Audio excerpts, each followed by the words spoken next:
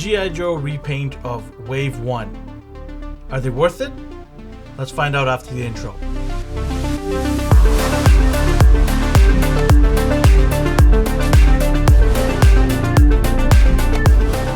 So in no particular order, except for the order of who I love the most, and Snake Eyes is being one of my favorite G.I. Joe characters, there is one minor difference between the old and the new. The new Snake Eyes doesn't have the Arashikage Ninja Clan symbol on his forehead right above the visor area, and that's pretty much it. There's no other changes. The visor has the same glossy finish to it.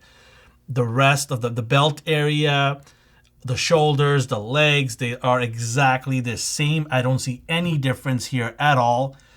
I don't even know why they brought this out. They should just kept it the way it was. Nobody was really complaining about a Snake Eyes figure. If you're going to bring out another Snake Eyes figure, then maybe add different elements to it. They could have had some gray in there or something. Just change it up slightly. This was just a repackage, and that was it. And taking off the little red logo at the top doesn't do nothing. So for me, I don't even know why they brought this figure out. Maybe just to cash in on more money, because it's got a slight variation, and some completists who really, really love their G.I. Joe and they want every variant, they're probably just going to pick this up. But if you're looking to see, should I pick this up versus the old one, you can see right here, there is no need to do that at all. And here is Duke. This is an example of small improvements making a big difference. You can see right here on the shoulder board, they removed the red and put in a green that blends in with the rest of his top part of his shirt. And then also taking the red from the gloves and then the orange from the watch here and giving it more of a nice camo feel. And then obviously at the bottom here with the knee pads and the shoulder pads, by removing the brightest gold tint to it and giving it more of an aesthetically army-based paint. This makes Duke look more realistic, more of a G.I. Joe military rather than some space ranger. So I really dig the small changes they made here. This character definitely benefits from the repaint. So this is an upgrade, I think, in Duke versus the first version here. I did wish that they would actually have made the green a darker tint. It is still too bright for me. I would have preferred a nice dark, maybe even a black wash. So I probably can do it myself, just do a black wash and make it a little bit darker. But that definitely should have been a little bit darker. The shirt itself, where the light brown is, it's gotten a little bit darker than the original. I don't know if the camera can pick that up, but there is a slight darker tint to it, which is nice to see. This shirt was too bright for me. But making me that change has made a little bit of improvement. It could have been a little bit darker, but I will take this. This Duke definitely is better than the first one in terms of the color palette that they've given us here. So both backpacks are exactly the same paint scheme. There's no changes here. However, in the back part of the backpack here, you can see on one of them, it shows the number 1, which is the old one, and number 2 in the new one. It's very subtle, and if I didn't actually take the time to look at it carefully, I would have missed it. So that's worth noting that, they put the 1 and the 2 there for the old and the new. So that's the only change you see in the backpack. And here we have the old gun on the left and the new gun on the right. As you can see, they removed all the gold off the old gun and just gave us a nice gray finish to the gun, which I definitely like over this. This was more like a space gun or something. Didn't look that great. So they got rid of it. And obviously the theme is to get rid of all the gold off all the G.I. Joes and just give them a more military look. So yeah, gun looks good. I like it. And here is the side piece.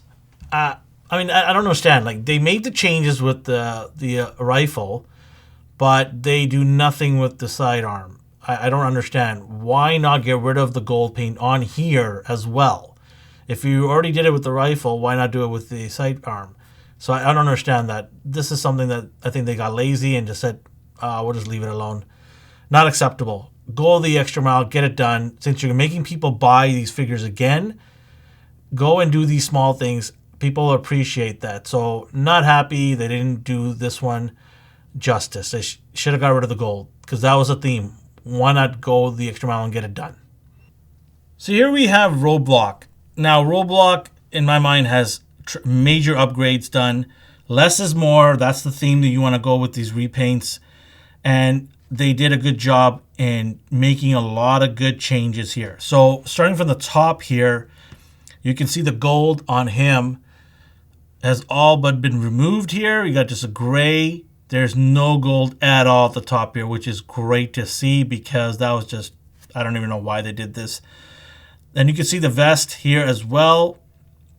Got rid of the light green or whatever it is, puke green you want to call it, and went with the army dark green. I wish it was a little bit darker, but I'll take this over that any day of the week. And then moving down to obviously his belt strap here with the knife strap. It's got a lot darker. The gray is more darker, which kind of blends in with the pants, which is what you want. Not too many different colors. It is an army, type of clothing, so you want darker camo type of look so you can blend in with the environment, not stick out. And then the gloves here. Big change. No more eyesore red gloves. He's got the gray and the black on there, which is nice. Moving down to the pants. The pants did get a more of a darker gray versus this little... it looks like a greenish gray pants. It doesn't even look gray. This one actually does look gray. And then obviously at the very bottom here, the biggest change, getting rid of all of this gold and red nonsense and giving him straight gray to match majority of his look here. So this is a huge, huge change versus this. Well appreciated here. I'm glad they did this.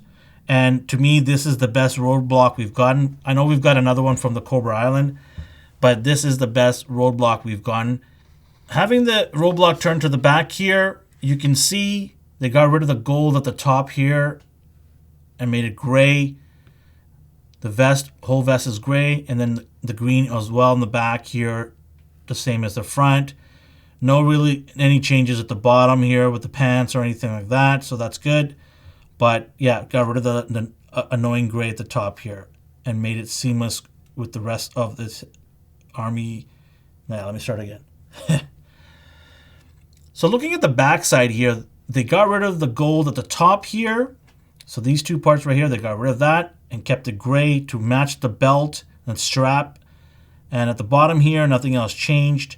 They kept everything all sort of seamless and nice. I love it. It's good.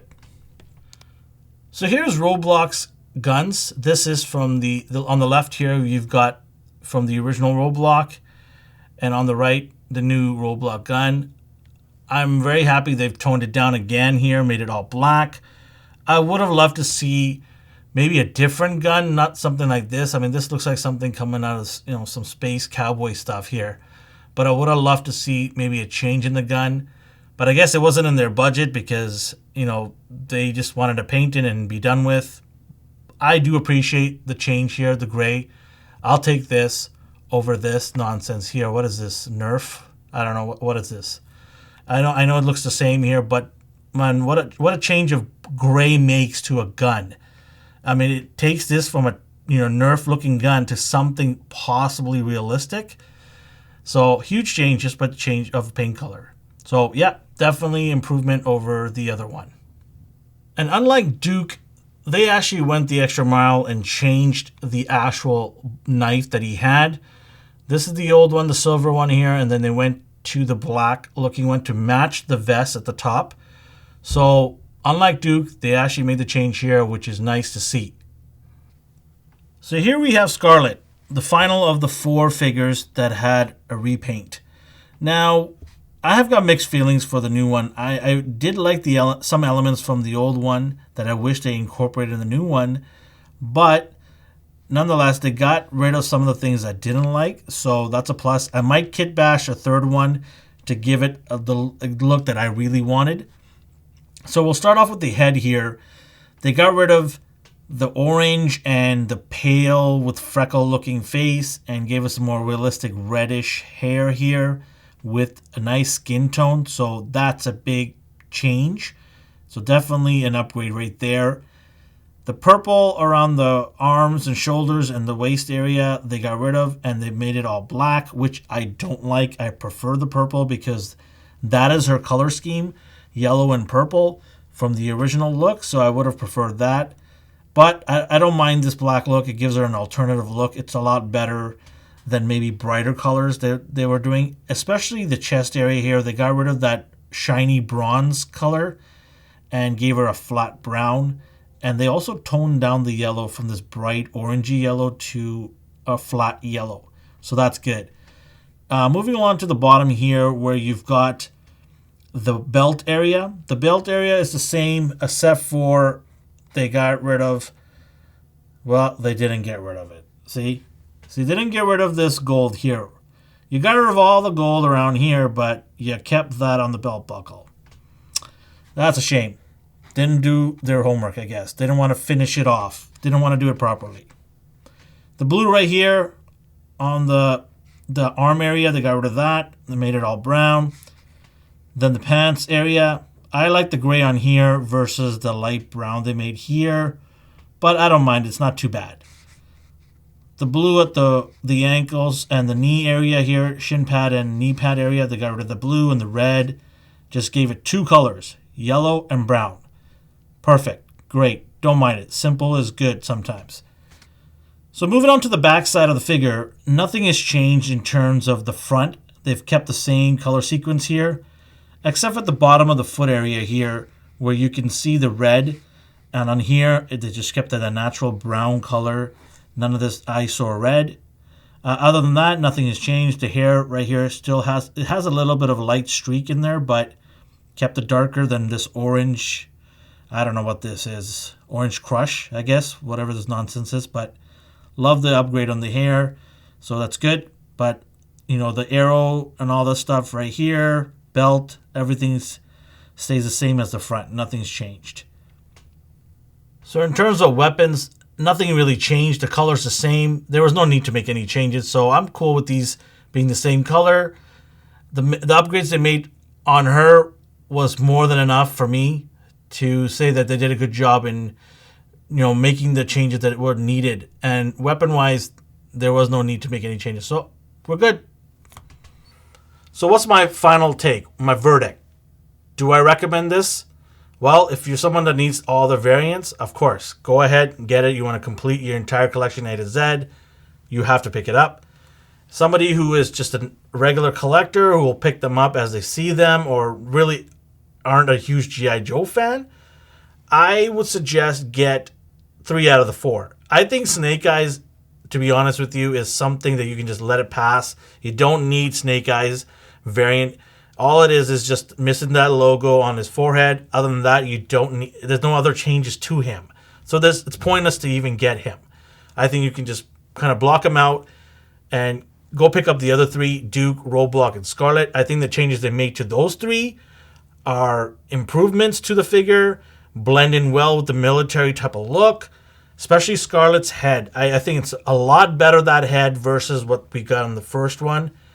Duke, in terms of his colors on his knees and shin area, same thing with Roadblock.